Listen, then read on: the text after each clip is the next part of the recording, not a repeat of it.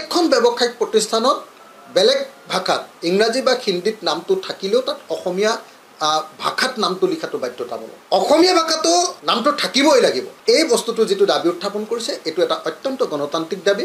এই তিনিটা দাবী, সেইকাৰণে অসমৰ খিলঞ্জীয়া মানুহৰ মাটি যাতে আনে কিনিব নোৱাৰে, এই যিটো দাবী 30টা সংগঠনৰ। প্ৰত্যেকটো ব্যৱসায়িক প্ৰতিষ্ঠানত 90% অসমীয়া বা খিলঞ্জীয়া ল'ৰা ছোৱালীৰ নিযুক্তি, এইটো দ্বিতীয় দাবী।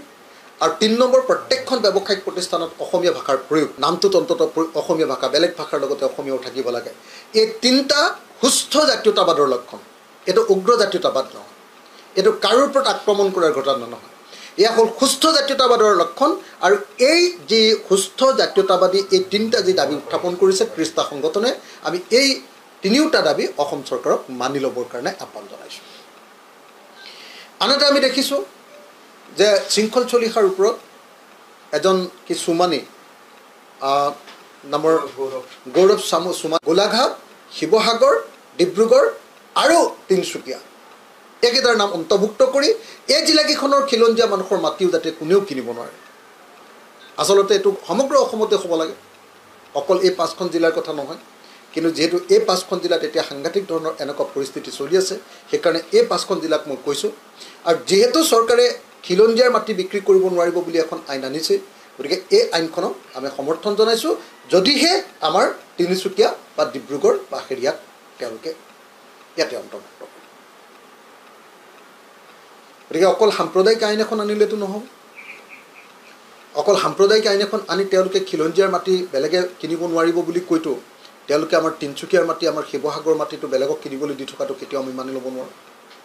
সেইকাৰণে আমি আহ্বান জনাইছোঁ যে এই ব্যৱস্থা গ্ৰহণ কৰিব লাগে।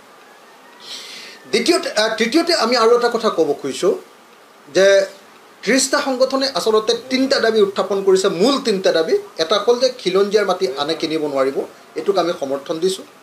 2 নম্বৰ কৈছে যে সকলো ব্যৱসায়িক প্ৰতিষ্ঠানত 90% থলুৱা যুৱক যুৱতীক নিযুক্তি দিব লাগে, এইটোক আমি সমৰ্থন কৰিছোঁ। আৰু 3 নম্বৰ যিটো 30টা সংগঠনে যি দাবী উত্থাপন কৰিছে যে অসমৰ ব্যৱসায় কৰা প্ৰত্যেকখন ব্যৱসায়িক প্ৰতিষ্ঠানত বেলেগ ভাষাত ইংৰাজী বা হিন্দীত নামটো থাকিলেও তাত অসমীয়া ভাষাত নামটো লিখাটো বাধ্যতামূলক। অসমীয়া ভাষাটো নামটো থাকিবই লাগিব। এই বস্তুটো যিটো দাবী উত্থাপন কৰিছে এইটো এটা অত্যন্ত গণতান্ত্ৰিক দাবী। এই 3টা দাবী, সেইকাৰণে অসমৰ খিলঞ্জীয়া মানুহৰ মাটি যাতে আনে কিনিব নোৱাৰে, এই যিটো দাবী 30টা সংগঠনৰ। প্ৰত্যেকটো ব্যৱসায়িক প্ৰতিষ্ঠানত 90% অসমীয়া বা খিলঞ্জীয়া ল'ৰা ছোৱালীৰ নিযুক্তি, এইটো দ্বিতীয় দাবী। আৰু 3 নম্বৰ, প্ৰত্যেকখন ব্যৱসায়িক প্ৰতিষ্ঠানত অসমীয়া ভাষাৰ প্ৰয়োগ, নামটোত অন্ততঃ অসমীয়া ভাষা, বেলেগ ভাষাৰ লগতে অসমীয়াও থাকিব লাগে। এই 3টা সুস্থ জাতীয়তাবাদৰ লক্ষণ। এইটো উগ্ৰ জাতীয়তাবাদ নহয়, এইটো কাৰোৰ ওপৰত আক্ৰমণ কৰাৰ ঘটনা নহয়, এয়া হ'ল সুস্থ জাতীয়তাবাদৰ লক্ষণ। আৰু এই যি সুস্থ জাতীয়তাবাদী এই 3টা যি দাবী উত্থাপন কৰিছে 30টা সংগঠনে, আমি এই 3টা দাবী অসম চৰকাৰক মানি ল'বৰ কাৰণে আহ্বান জনাইছোঁ।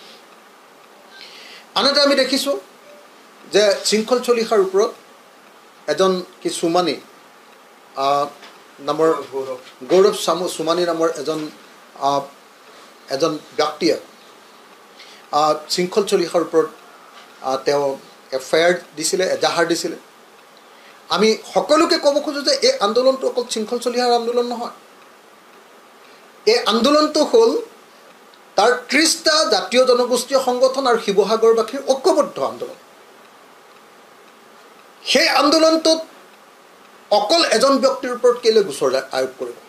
গতিকে অচিৰেই যিমান আকৌ এটা নতুনকৈ গোচৰ দিয়া বুলি আমি শুনিছোঁ, এই অচিৰেই এওঁলোকৰ ওপৰত দিয়া যিবিলাক গোচৰ, আটাইবিলাক গোচৰ অনতি বিলম্বে আন্দোলনকাৰীৰ ওপৰত দিয়া গোচৰ উঠাই ল'বৰ কাৰণে আমি দাবী জনাইছোঁ। আন্দোলনকাৰীৰ ওপৰত গোচৰ জাপি দিবৰ কাৰণে আমি যি ব্যৱস্থা চৰকাৰে কৰাইছে, এনেকুৱা ধৰণৰ উচতনি দি, তো এই উচতনিয়ে আচলতে আমাৰ মাজত পৰিৱেশ আৰু বিনষ্ট কৰিব, অসমৰ আইন শৃংখলাৰ পৰিস্থিতি আৰু বিনষ্ট কৰিব, অসমত যথেষ্ট পৰিমাণে এইটো সাম্প্ৰদায়িক সম্প্ৰীতি বিনষ্ট হ'ব। আৰু সেইকাৰণে কাৰো উচতনিত গৈ অসমৰ খিলঞ্জীয়া জাতি জনগোষ্ঠীৰ সংগঠনবিলাকৰ ওপৰত যাতে গোচৰ নিদিয়ে তাৰ কাৰণেও আমি সকলোকে আহ্বান জনাইছোঁ। আনহাতে এটা বৰ আচৰিত কথা এইবাৰ আমি দেখিবলৈ পালোঁ।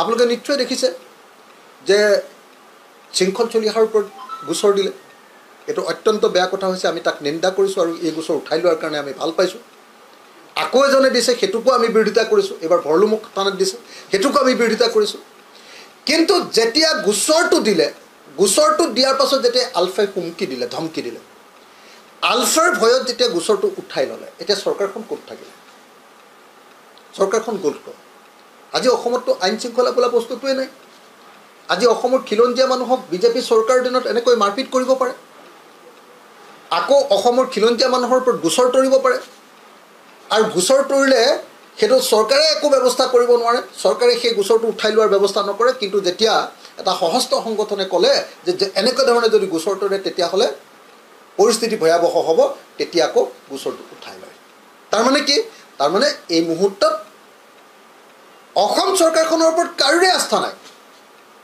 আমাৰ খিলঞ্জীয়া মানুহৰ ওপৰতো আক্ৰমণ হৈছে আৰু যেতিয়া জাতীয় সংগঠনৰ ওপৰত যেতিয়া গোচৰ দিছে জাতীয় সংগঠনৰ নেতাৰ ওপৰত গোচৰ দিছে আৰু যেতিয়া সশস্ত্ৰ সংগঠনে দাবী কৰিছে যে এই গোচৰটো উঠাই ল'ব লাগে তেতিয়াও অসম চৰকাৰে কাকো নিৰাপত্তা দিব পৰা নাই আজি আমি দেখিছোঁ যে অসম পুলিচে অভিযোগকাৰীৰ পুলিচ দিছে ছিকিউৰিটি দিছে কিন্তু সেই ছিকিউৰিটিৰ ওপৰত তেওঁ ভৰসা কৰিব পৰা নাই তাৰমানে আজি অসম পুলিচৰ ওপৰত কাৰো ভৰসা নাই তাৰমানে আজি অসমৰ গৃহ বিভাগ সম্পূৰ্ণৰূপে ব্যৰ্থ হৈছে অসমৰ খিলঞ্জীয়া মানুহক যেতিয়া আক্ৰমণ কৰিছে তেতিয়াহ'লে তাৰ পৰা ৰক্ষা কৰিবৰ কাৰণে ব্যৰ্থ হৈছে আৰু আনহাতে আমি দেখিবলৈ পাইছোঁ যে অসমৰ খিলঞ্জীয়া মানুহক আক্ৰমণ কৰাৰ পাছত অসমৰ জাতীয় সংগঠনৰ ওপৰত যেতিয়া গোচৰ দিছে সেই গোচৰ দিয়া মানুহকো অসম পুলিচে ছিকিউৰিটি দিয়াৰ পাছতো তেওঁ কৰিছোঁ আকৌ যি গোচৰ দিছে সেই গোচৰীয়া পক্ষক নিৰাপত্তা দিব নোৱাৰাৰ কাৰণেও আৰু গোচৰীয়া পক্ষই ভয় খাই গোচৰ উঠাই দিবলগীয়া হৈছে